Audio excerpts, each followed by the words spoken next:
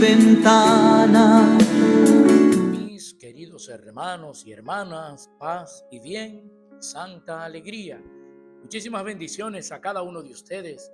Seguimos alegres en el Señor como nos inspira y nos manda la palabra de Dios a través del apóstol Pablo. Estén siempre alegres en el Señor. Les saluda a su hermano y amigo Raúl Cabral, cariñosamente Ruso, como me conocen mucho, especialmente allá en la comarca de Cristo Rey. Muchísimas bendiciones para la comunidad Fuente de Misericordia, a la cual asisto a todos y cada uno de ellos. Queridos hermanos, hoy el Evangelio lo tendremos según San Marcos, el cual el Señor nos pone dos vertientes de ver cómo debemos de ser nosotros.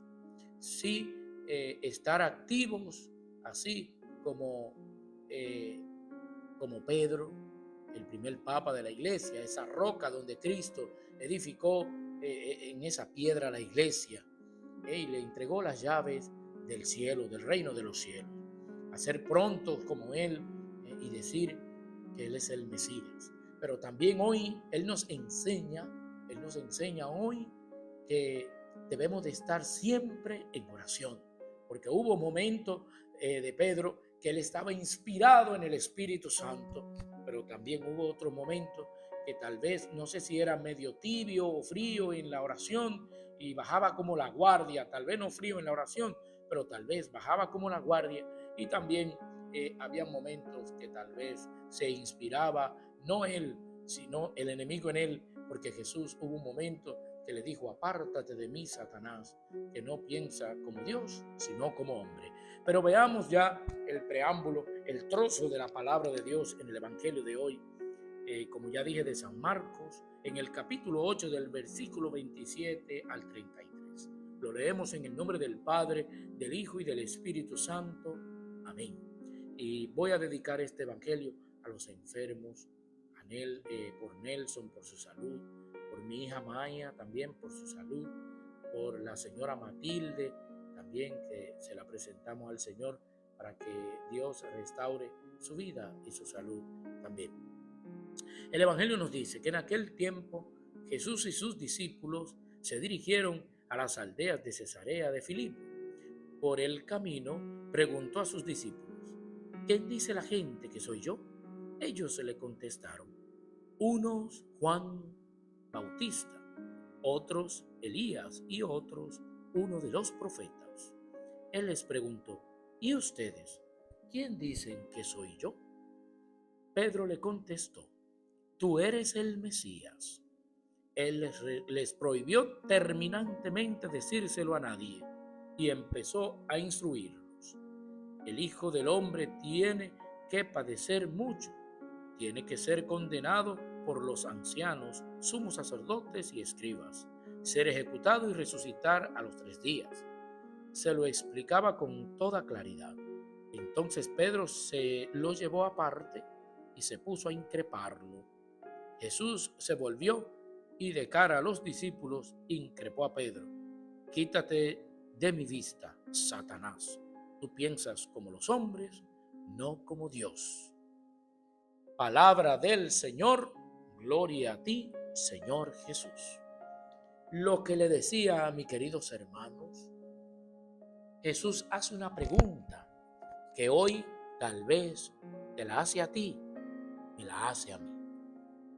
Ruso, Vivian, Maritza, Ángela, Víctor, Luis, Ángel, como tú te llames, el nombre tuyo, ponlo ahí. ¿Quién dice la gente que soy yo? Para ti, ¿quién es Dios? Para ustedes, ¿quién soy yo? Jesús, ¿quién soy yo para ustedes? Tal vez podemos decir el que me sanó, el que liberó a mi hija, el que liberó mi casa, el que me permitió tener un buen vehículo, un buen trabajo, el que ha transformado mi vida. Muy bien, pero esa pregunta está muy bien, o esa contesta, esa respuesta. Pero ¿y en los hechos? En los hechos, ¿qué tú estás diciendo, Ruso? ¿Qué tú estás dejando dicho? que soy yo. ¿Quién soy yo para ti en los hechos? Porque diciendo nosotros podemos decir muchísimas cosas, tanto malas como buenas, pero ¿estamos cumpliendo las cosas malas? Mayormente decimos cosas buenas y a veces nosotros hacemos cosas malas. Pero no estoy juzgando a nadie, porque no soy quien ni somos quien para juzgar. Uno solo es juez, dice la palabra de Dios en Santiago, en la carta de Santiago. Entonces, mis queridos hermanos, lo que les decía hace un momento, que Pedro, siendo uno de los principales apóstoles de Cristo, el apóstol Pedro, en un momento fue usado por Satanás, o Satanás en un momento se inspiró en él, en Pedro, valga la redundancia.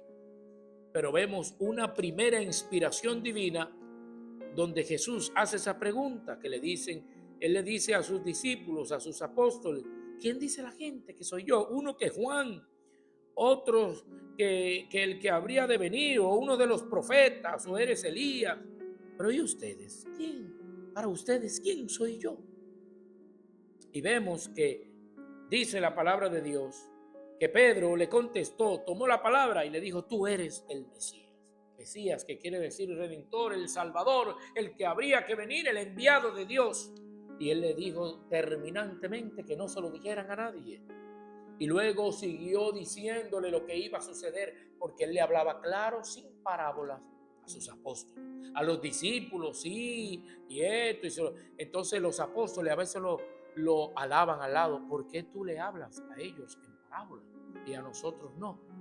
Y Jesús en un momento le dice: bueno, ello en su momento les será revelado, como hasta ahora le ha sido revelado a ustedes. Pero lo que pasa es que los apóstoles tenían más preparación y más intimidad con Jesús que los discípulos.